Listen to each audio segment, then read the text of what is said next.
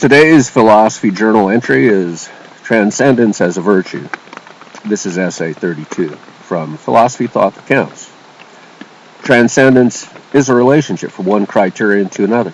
Perhaps it is an unexpected change of the way of being or enlightenment of outlook upon the way things are. It is possible to outgrow a social zeitgeist such that one has no longer the former perspective. Virtue is not, therefore, subject to transcendence.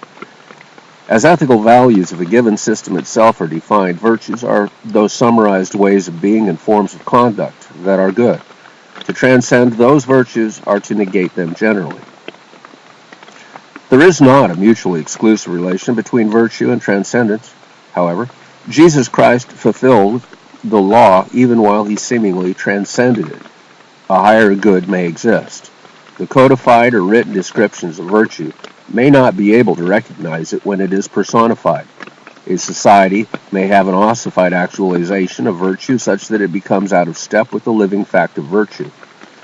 In the present conundrum of classical economics and the capitalist ethics of waste and consumption, we encounter the transcendence of the criterion by a higher calling to ecologically sustainable economic practices in a new capitalism with intelligence as the capital and less strife as the ethical foundation.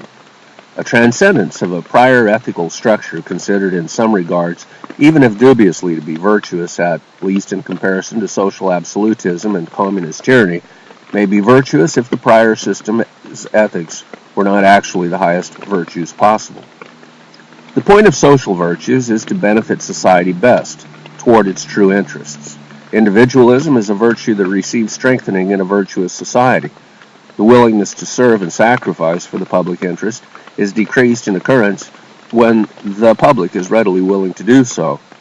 Obviously, blind adherence to outward forms of virtue may make for a kind of social lemmingness, in which they all run off the cliff to save some circumstance from oppressing a few. Moderation in virtue. Enlightenment in recognizing the way things in a society really are. Enlightenment in understanding how thermodynamic changes relate to economics and the existential facts of the world. These are transcendental experiences out of sync with Wall Street ties and networks of the unchanging classical economics that comprise our own lemming wave toward the edge of mass extinction of species and global greenhouse gassing.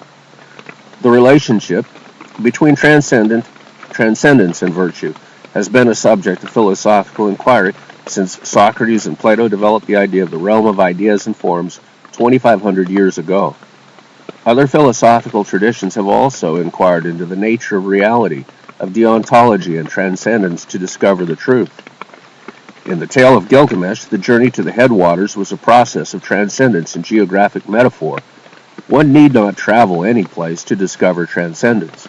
It reaches one as the pursuit of virtue becomes a way of life that leads the mind to discovery of the idea of the good for itself.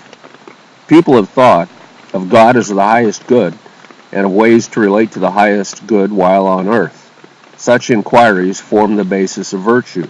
Virtue is found in the learning of wisdom, such as is presented in Proverbs.